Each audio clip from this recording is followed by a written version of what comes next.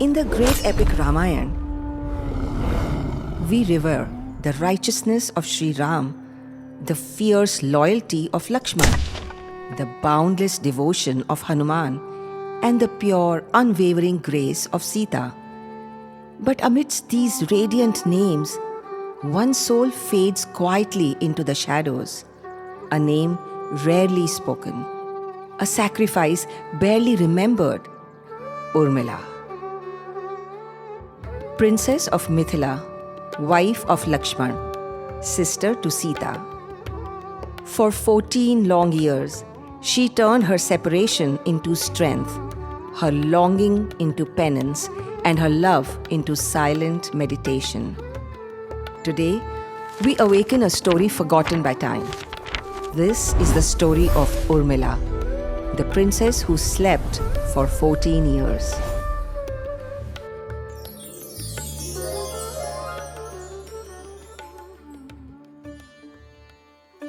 Treta Yuga, end of the last ice age. It began on a blessed day in the sacred land of Mithila, the kingdom of the philosopher king Janak. The divine bow of Shiva had been lifted. Sita had chosen Ram as her husband, and that day, a celestial bond united 4 royal couples. Among them, Lakshman, the devoted younger brother of Sri Ram, and Urmila, the gentle younger sister of Sita. In a courtyard glowing with sacred fire and Vedic chants, Lakshman turned to his bride and softly asked, "What does the name Urmila mean?" With a shy smile, she whispered, "Waves of passion." From that moment on, their hearts began to ripple in perfect rhythm. In Urmila's serene eyes and Lakshman's unwavering gaze, a quiet love took root. As the fire crackled, Lakshman made a silent vow to guard not just his brother, but also the joy of his bride. And Urmila accepted a path where love and dharma walked hand in hand. But fate moves swiftly, and neither knew how soon their love would be tested by the fire of separation.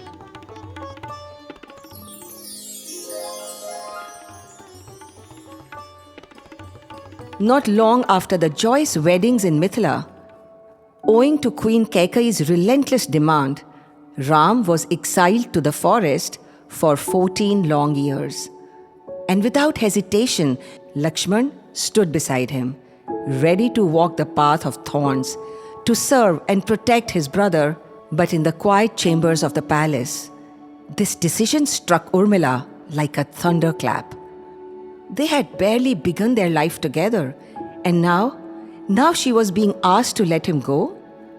Tears welled in her eyes as she pleaded, "Take me with you. Let me share your hardships as your wife." But Lakshman, torn between love and dharma, gently refused. Urmila stood silent. Inside, her heart cracked. Then came the dawn of parting. Lakshman returned to bid farewell. Torn between heartbreak and pride, she looked at him with eyes full of tears and fire. "Will deserting your wife to serve your brother make you nobler?" she asked, her voice shaking. "Then let me hate you for the next 14 years as fiercely as I have loved you so far." Saying this, she turned away, not in defiance, but to hide the flood of sorrow that poured down her face.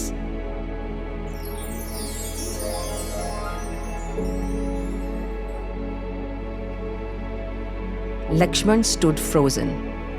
Urmila's final words hit deeper than any arrow. Just then, Queen Sumitra entered. In her gaze was the wisdom of ages. She placed a hand on her son's head and spoke words that would echo through time. "From this day on, let the forest be your Ayodhya. Let Ram be your father, Sita your mother. Serve them with joy, for your path is sacred." In that moment, Urmila understood. Her sorrow had meaning. Her sacrifice was not in vain. With quiet grace, Urmila gave Lakshman her blessings. They pressed their foreheads together and let a silent promise pass between them. "Go," she whispered. "Go and serve Arya Ram. I will keep the flame of our love alive until you return." With one last glance, Lakshman turned and climbed into the chariot where Ram and Sita awaited. Urmila walked to the palace gates, silent, composed, unmoving. She watched the dust rise from the departing chariot, and still she did not break. That day, Ayodhya lost 2 sons to the forest and 1 daughter to an exile of silence.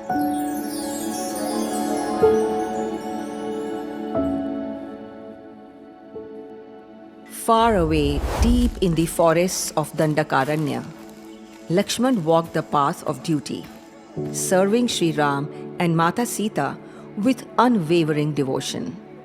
But back in Ayodhya, Urmila began a vigil of silence, not born of sorrow, but of unshakable strength.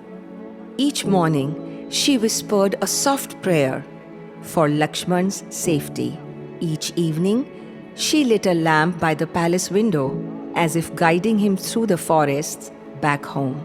And in the forest, as Lakshman stood guard, he saw Urmila in rustling leaves, in the quiet moonlight, in the stillness of the water. And on full moon nights, they both looked up to the same sky, wondering if that light touched the other's face. That thought brought them comfort, a distant embrace, a silent connection. But what destiny had in store next was beyond imagination.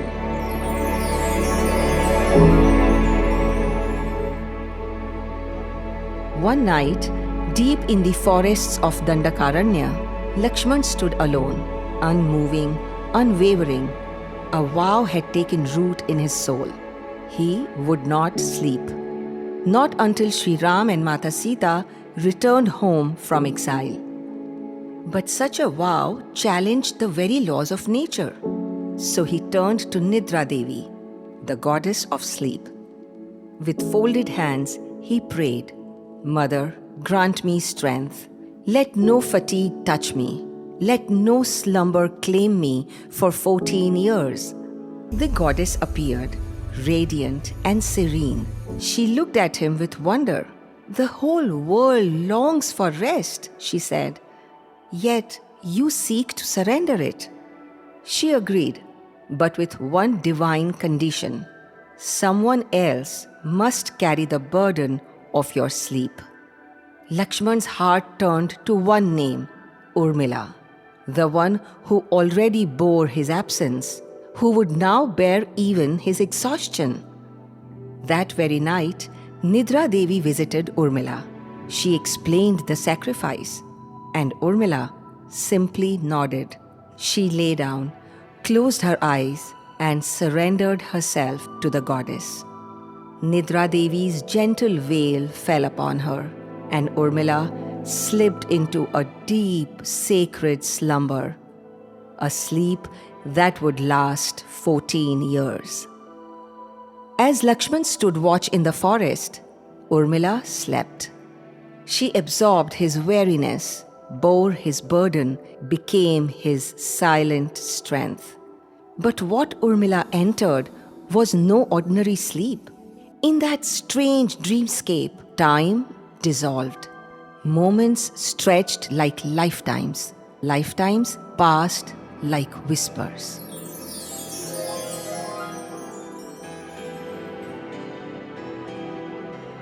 In the depths of Urmila's divine slumber, time betrayed her.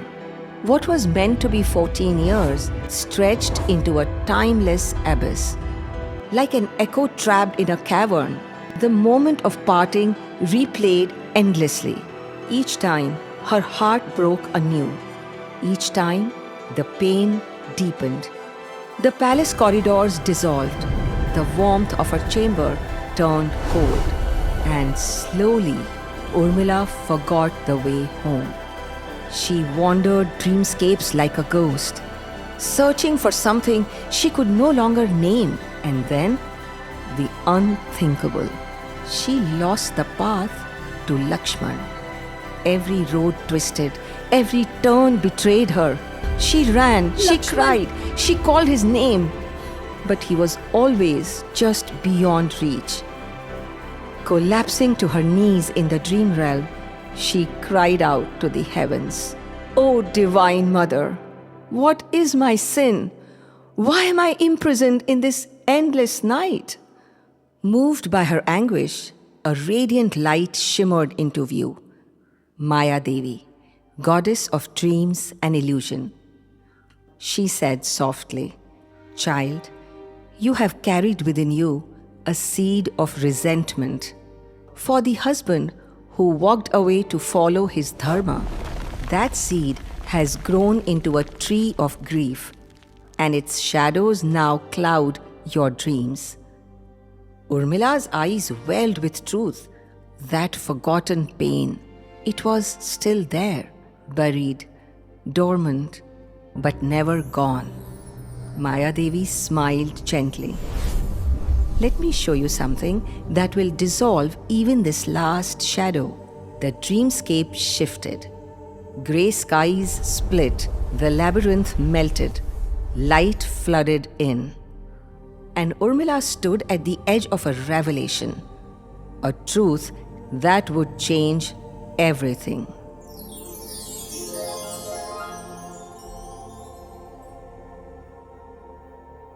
Urmila found herself in a realm beyond time. Around her stretched the Ksheer Sagar, an ocean of milk glowing with divine serenity. At its heart, resting on the thousand-fold coils of Sheshnag, was Narayan, in his cosmic form as Ksheer Dakshai Vishnu. Maya Devi's voice echoed softly, "Watch carefully. It's time." In that moment, Vishnu stirred. His celestial body shimmered, then dissolved into pure, radiant light. A single ray descended to Bhulok, into the Ikshvaku lineage. "That," whispered Maya Devi, "is the Paramatma taking birth as Sri Ram." Urmila stood transfixed. The eternal took form. The divine embraced the mortal. But then, the unexpected. From beneath the Lord, Sheshnag, the cosmic serpent, uncoiled and followed his master into the world below. "That," said Maya Devi, "is Lakshman, Shesh incarnate. In every age, he serves Narayan as shadow, as strength, as sword." Urmila turned to her, eyes wide, heart trembling. "And you, dear Urmila, you are his Shakti, the flame that fuels his fire, the love that steadies his hand." In that single breath, something shattered within her, and something eternal took its place. She no longer saw Lakshman as the husband who left, but as the divine who served. Her resentment dissolved. The dreamscape bloomed with golden light.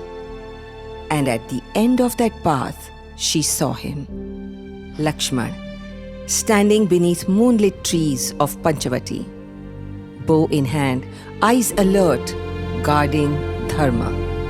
And across dreams, Urmila whispered, "I'm here with you."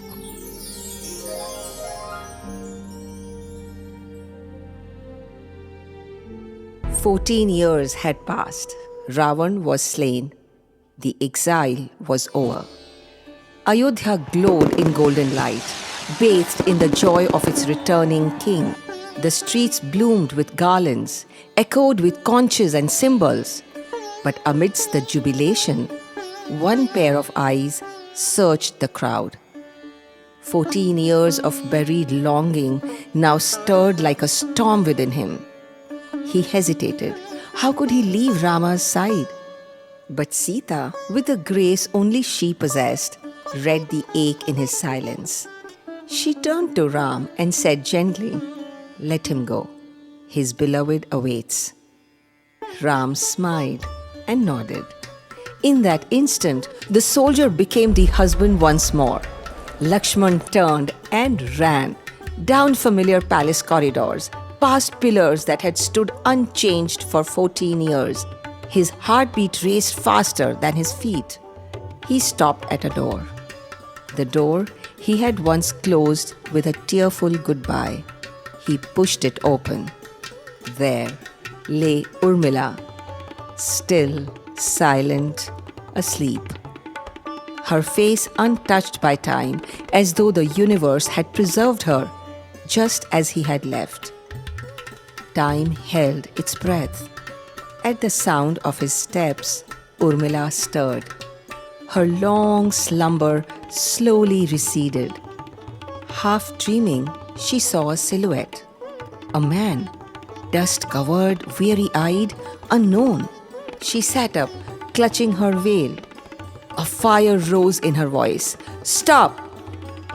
How dare you enter the chamber of another's wife?" Lakshman froze.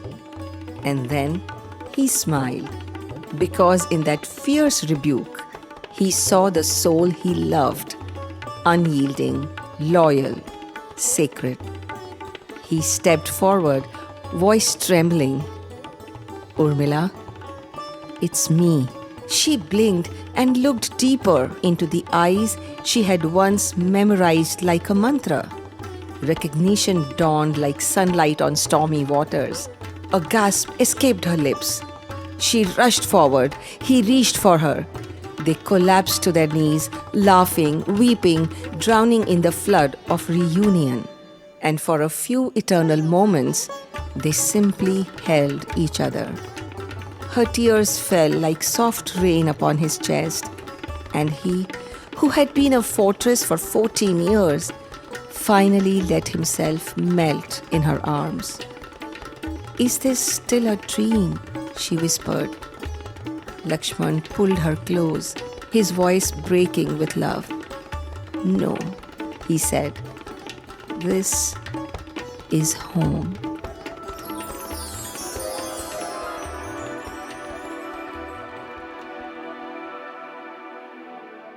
At last, the day arrived. Sri Ram was crowned King of Ayodhya. In the grand coronation hall, Lakshman and Urmila sat side by side. As Vedic chants echoed and Ram ascended the throne, a gentle presence stirred in the unseen. Nidra Devi had come to settle an ancient promise. She approached Lakshman with quiet grace. His eyes grew heavy, his breath slowed, and a soft smile curved his lips. 14 years. He had not closed his eyes. He had stood vigilant, unshaken, unsleeping. But now, Ram was king. Sita was home. The world had found balance again, and Lakshman allowed himself to rest. Urmila guided his head to her lap and cradled him as he let go at last. There he slept peacefully in the lap of his wife.